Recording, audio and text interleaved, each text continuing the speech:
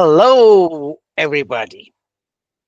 Welcome to Resilience plus Rise, the podcast where we transform adversity into triumph Mm. and illuminate the extraordinary potential within all of us. I'm your host, Thomas Scaria. I'm a resilience coach, an ultra marathoner, and a firm believer in your next most powerful chapter. Mm. This podcast is a companion to my upcoming book, Resilience plus Rise 26.2 Transformative Miles to Unleash Your Marathon of Life Mindset, coming out Feb March of this year. Here we amplify stories of hope, perseverance, success to inspire your journey. Today, I'm honored to have David Woods Bartley. Honored is a very small word. I can define him as he has been an epitome of resilience and empathy in mental wellness. He believes, now hear this very carefully, he believes in helping others to move from mental hellness, yes, hellness to mental wellness. He's a suicide attempt survivor. He's a TEDx speaker, a global health leader, and he's also a recipient of Stanford Institute Mental Health Champion. He's a supporter of the military health and their wellness. Before I can go more deep and I can go on, talk and talk on and on, let's just get David onto the spotlight. David, welcome to Resilience Plus Rise. Thomas, good morning, good morning, good morning. And please, brother, let me begin by saying congratulations on your book. I didn't realize that it was brand new. So everything that it took for you to bring it into manifestation and now so on the verge of having it be released, congratulations. Thank you, praise God on that particular thing. But my main element is that I have looked into your website. I've gone through a few of your notes. I've gone through some of your writings. Take us from where you were. Mm. I know we cannot, this time of half an hour would not do justice, Mm. but being mindful about the time, okay, could you just take snapshots about the David then, Sure. David now? Sure. Absolutely, brother. I think the easiest way, my base talk, I answer four questions. What happened? What does it feel like? What do you do to be well? And what can we do to address this issue around suicide? And what happened was two things. I was born, and I don't say that with in a sense of jest, that I inherited the genes of terrible depression that ran in my family on my father's side.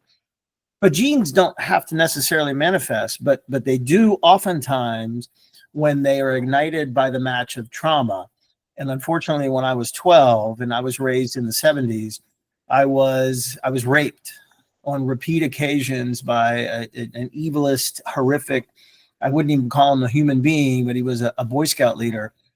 And he told me every time he would do these terrible things, he'd say, "David, don't forget, these are initiations and all the boys go through it, but we never talk about it." Oh, And I'm sorry. so I lived with that.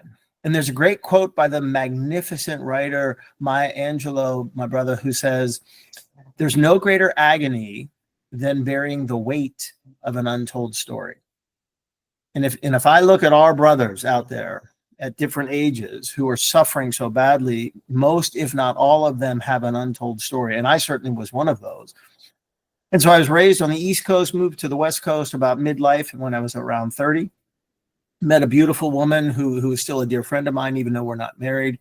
We ran a nationally recognized end-of-life animal sanctuary, of all things.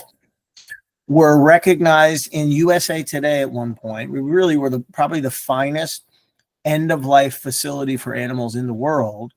And yet, 14 months after that article appeared, half page in the life section of USA Today, all over the world, 14 months later, I stood on a dark spot on a 730-foot tall bridge, one heavy thought away from dropping down into the North Fork of the American River and killing myself.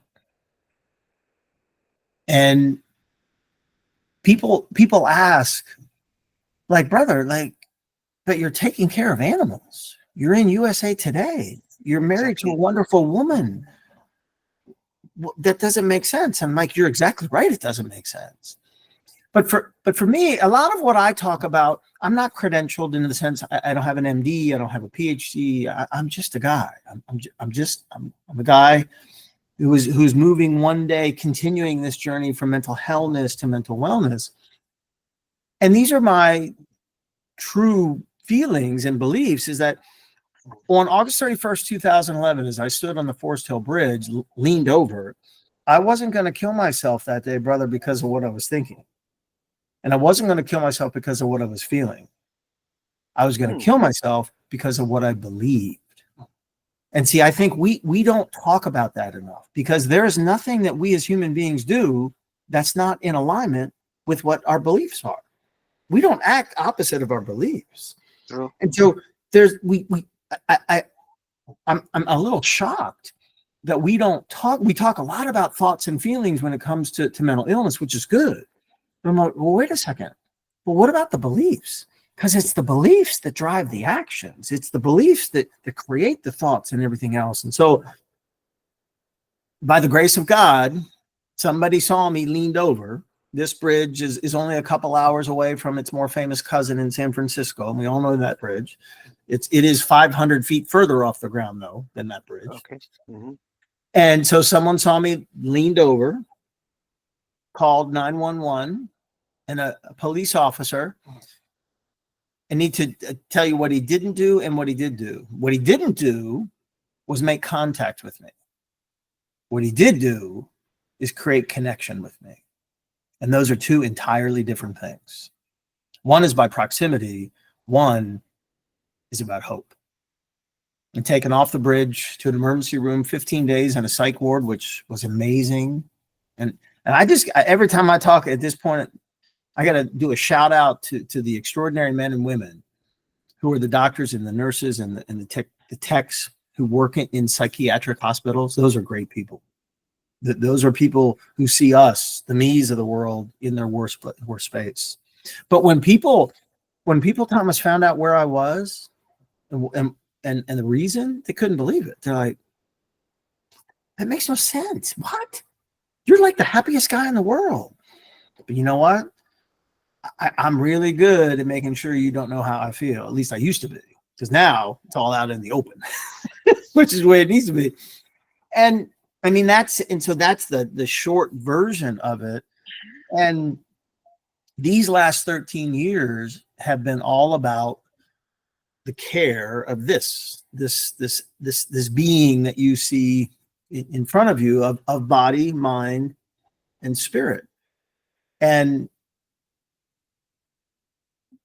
it's amazing to me. I was going to say, especially of late, because I've had some milestones that are just like stuff that has happened that I never thought would happen. In the midst of difficulties and challenges and stresses and everything else, there's been like this, I'm trying to think of some clever metaphor of a rose that comes up through rocks or whatever. I can't think of it, but I'll give some context in a second. But I want to step back for a moment to just give people an essence of the people who are around us, some of which we know and some we don't, of how they feel. And the first thing to do is to distinguish, what, and I'm going to use depression because that's the thing I know the best. What depression isn't and what it is. And so I'm blessed to work with kids. And one day I was working with a group of second graders. And so I had this intuitive sense to ask a question. So Thomas, I'm with these kids and I say, hey, do you guys think, is there a difference between sadness and depression? And Thomas, they looked at me like I was an idiot. I said, Second graders. Second grader. Okay. So They looked at me like I was an idiot. And they said, of course there is. Now, adults, and I think sometimes, adults will think that depression is maybe just a more, severe form of sadness. So, but the kids are like, no, those are one child said, it's an entirely different thing. I'm like, wow. I said, well, who wants to tell me what the difference is? And remember when we were in class and we had the answer, you remember what we did? We went, put our hand up like this. Yes. So little boy Thomas in the front row, his name is Trevor. And he's like waving. I'm like, wow, I did not expect this. And I said, brother, what could you please tell me? And he jumps to his feet and he looks at me and he gets a little sassy and he says, Mr. Bartley, it's simple. I said, really? He said, yeah. He said,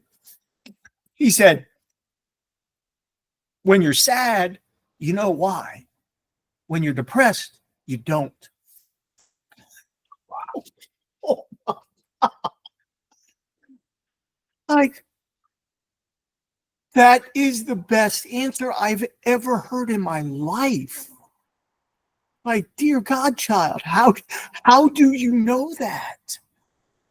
And then you add that to the great chef David Chang, who about 4 years ago came to the world and said, hey, I fight bipolar, manic and depression. And he says, with depression, he says, when you're depressed, you're convinced that everything you think is true. So you take those two things and I would add in, for me, it is this horrific, terrible, terrible, terrible feeling, belief of self-hatred. Even if I'm running an end-of-life animal sanctuary, even if I'm whatever, all of that. And it just, I tell people, universally, there is one thing that a person who is suicidal wants. And most people will say, well, they want to die. And I'm like, that's where you're wrong.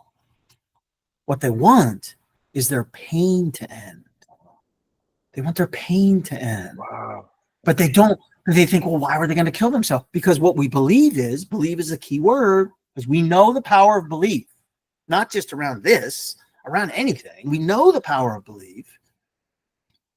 We believe that there's no other way for the pain to end. And so it's both tragic and it's positive because of the simplicity in which, well, what if I told you there was another way? Well, gosh, if there was another way, if there was another way for my pain to end besides me killing myself, I would certainly love to hear what that is.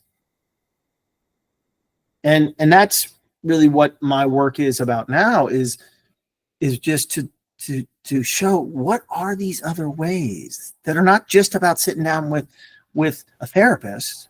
It's like shockingly, incredibly simple. I will get into that, David. I will surely want to get into that. But what I want to know is that when you talk about David, the human, resilience, the empathy, from your time that you stood on the bridge, somebody reached out to you emotionally, gave you the sliver of hope. You went to the psych ward, came back with a different mindset. What I want to get over here is all about mindset. What were the traction changes that you created that life is not just worth existing, it's worth living? No, yeah, brother. It's and that has been, that's I have needed coaching. I have needed therapy. I have needed another program here I'll share with you just in just a moment. It was funny. I was thinking in prepping for today that, and I don't think you and I could have the experience of resilience without experience. In other words, you Hmm. can read about resilience, but really to have it, True. it has to be an experience. And so when I came out of the psych ward, I got into therapy. I got both individual therapy. I got on medication. I got into group therapy. Ultimately, I started to share my story. So all of those things very slowly started to change the mindset. And really, and I don't know how this in your experience relates, but for me, what fuels my resilience is anytime that I'm in connection, which is my experience with you right now, anytime I'm in connection with at least one other person. Because it's almost like I don't know, I feed off their energy. It's just if left to my own devices, it's Feel free. It is absolutely unscripted, yeah, unfiltered. yeah. So I So, think it is, and so and I've tried all different types of therapy, and they've all been incredible. And so I'll jump ahead a little bit. So think life is moving along, and I'm speaking more and more. In 2023, I'm literally all over the world, doing most of the work. Most of my work has been not currently, but has been with the military because they have obviously an issue with suicide, and they're looking for a different perspective. And mhm. mine is different. And so at the end of 2023, Thomas, even though I was taking my meds and doing my other thing, I fell back into a horrific place of depression. Hmm. And yeah, it made like, what's the deal? And my beloved tells me I'm married a second time to an incredible woman. I struck it rich twice. Um, every day I would wake up, and Summer is my beloved now. I would beg her, please let me die. Please just let me die. And she would have to take my keys from me and then make me do a pinky promise that I would still be at home when she came home at the end of work. And so my family was understandably very concerned. And I'm not the type of guy that if I'm feeling better, I stop taking my meds, and like I do all that stuff. And so what we found out later was I didn't have enough white space. I didn't have enough balance. It was just for 2023 was just go, go, go, go, go, go, go, go, go, go, go, go, go. And just so we got into ECT, or electroconvulsive therapy. Some people know it, even though it's not technically this. It's shock therapy. Oh, okay. Yeah. And Thomas changed my life. I I have But done isn't it dangerous? I mean, that's what I have been. I mean, that's no, the preconceived mindset, yeah, my notion. and most people and Thomas. So last Friday I had session number 39. So I have done it a lot, and it is. And I'll tell you 3 quick stories. So we started in, for me, most people don't need 39 sessions. And now it's just maintenance. And so at the beginning, though, they have an acute phase where I was going 3 days a week. And then I went 2 days a week, then once a week, then once, and so on. And so started in January. And I remember Summer, my beloved, and I were in our bedroom and we were making the bed. And it was the beginning of April. And all of a sudden, she's on the other side of the bed and I'm on this side. And she stops and looks at me and points and says, "You're back." And I was like, wow. I said, "Really?" She said, "Yeah, you're back." Like, wow.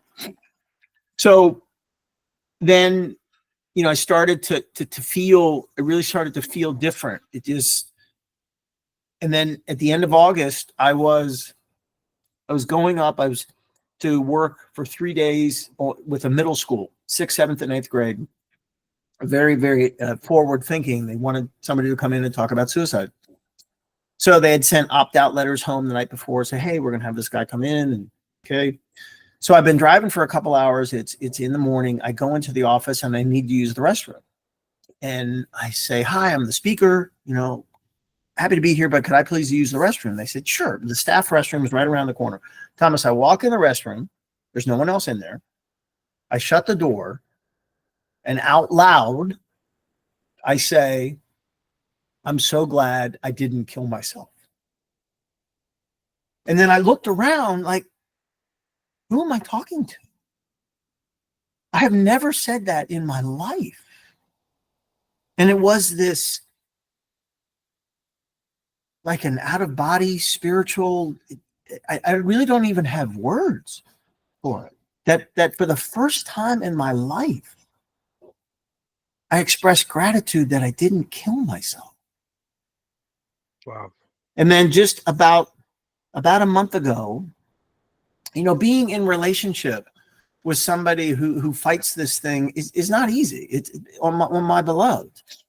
And we were having one of those relationship conversations that all couples do. And Summer had said to me, will there ever be a time, or will I always have to worry that you would do something harsh? And I looked at her and I said, I'm so sorry that I haven't told you, but no matter what happens, what I know now, it doesn't matter what happens, I will never kill myself. And at that moment, she burst into tears. And I burst into tears.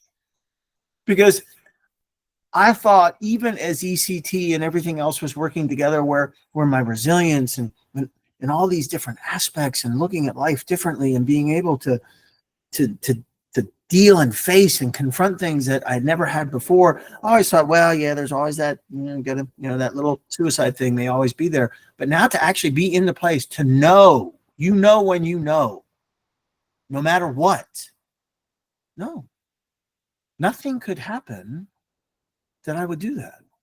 I never thought I would happen. I give credit to the souls who work at Sutter Center for Psychiatry, for my therapist, Dr. Daniel Vinus, for all members of my family, for concentric circles of friends, for the manufacturers of the 4 medications that I take, for the people who allow me to come and share my story. It's a whole cumulative thing that has landed me here at 62 years old in a way that's just like, wow, I never thought this would happen. Wow. So, David, over here, before we started, usually what I do before the podcast is that I look into my own self before I can be. I get a balance within my own self. Hmm.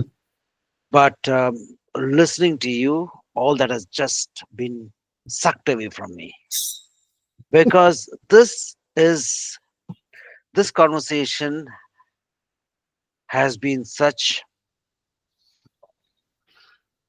I mean, lots of words, a game changer, because it's a different perception of what life is all about. Hmm. When talking to somebody who has now seen a different value, have seen the value of living, not going through the motions. But when we are now talking about living, I'm interested to know, in fact, even the audience, I believe, all the listeners would be interested to know, what are you doing? And before you can go, guys, I'll be putting out David's links on in the comments below, his website, and where you can connect with him. So please go ahead and do that. Even if there's some point wherein maybe you may not know the difference between sadness and depression, from what I've known about David, is that he will lay it out straight to you. Exactly. And when you're picking up the phone and calling him, it's not just David Bartley, you're getting another friend that Yep. you will be talking to. So, Please David, call me. yes, what are the projects that you are currently involved with? What is creating a resonance, making you that, yes, this is what I believe in? And this is, again, we come back to the what we started our Yeah. conversations. The beliefs that you had, and now the beliefs that you have now. So it's yeah, I want to keep speaking because I love to speak. And the Go ahead. talks are mostly, I don't use data. Not that data's bad. I'm just not a data guy. I use stories, and a lot of them are animal stories from the animal sanctuary, created in a way to bring them, to make them applicable to life and mental health and things. But really what I'm most passionate about now is to change the conversation just a teeny bit around the subject of suicide.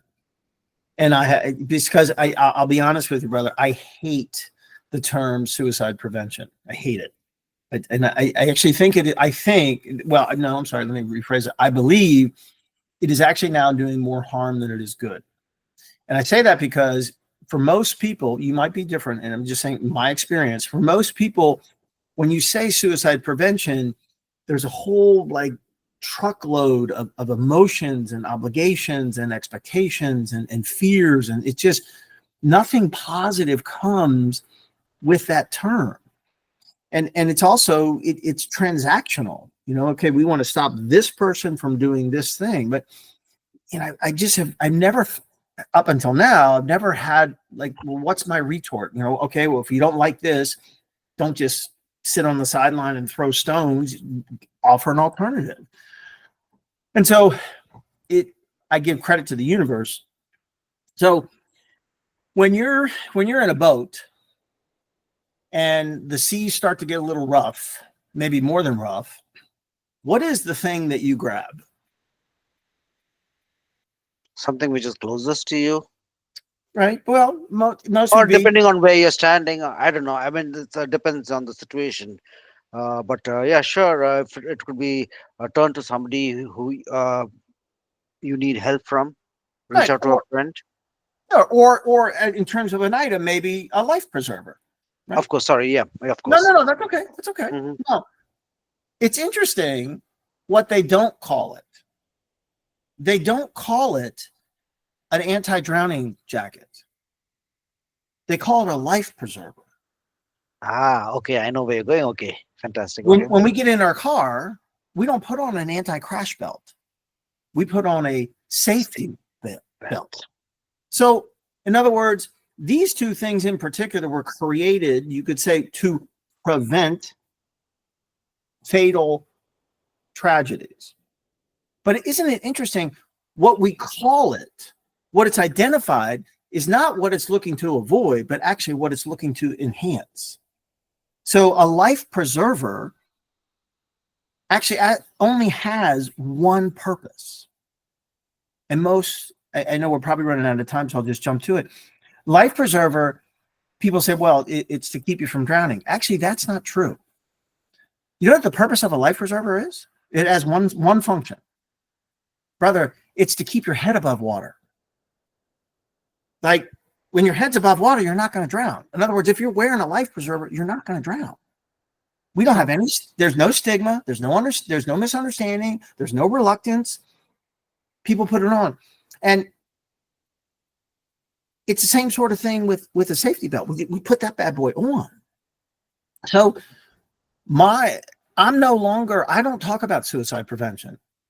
What I talk about is life preservation. Because here's the reality. If we prevent somebody from killing themselves, we haven't necessarily preserved their life. We haven't.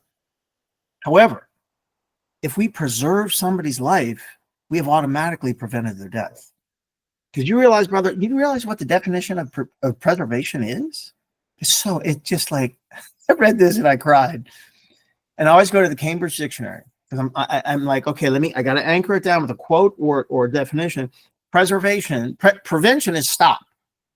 Okay, we as human beings suck at stopping each other from doing things.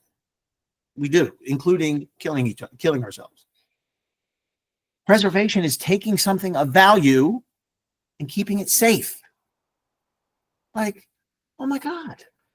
So wait a second. And I was out walking my pups, and this thing downloaded into my head. I'm like, is it? Because there's great work being done by amazing people. All I'm advocating for now is let's call it something different. Let's get away from this thing around suicide prevention. Let's talk about life preservation. Let's get away from an anti-drowning jacket, which is really what we're doing now. and let's have it be a life preservation. So this is Operation Preservation. And the beautiful thing is we don't have to change, you don't have to change all of the beautiful things that are being done. I'm just asking us to change the way we speak about it, because words have power. Of So when I course. say, hey, I'm here to talk about life preservation, that has a totally different landing on you than when, hey, I'm here to talk about suicide prevention. Like, oh my God. And Yep. and it's just like, we can do this. This makes, to me, Beautiful. this makes so much freaking sense. And so what then it becomes, okay, well, what's the life jacket? What's the life preserver in this work? It's connection. It's made of connection. It's recognition, understanding, and expression. It's what I teach in my talks and workshops. I say, become great with remembering people's names. Do that. Leverage curiosity to create understanding, because what you see is almost never what is. Ask a question. Get rid of why. Substitute it with what.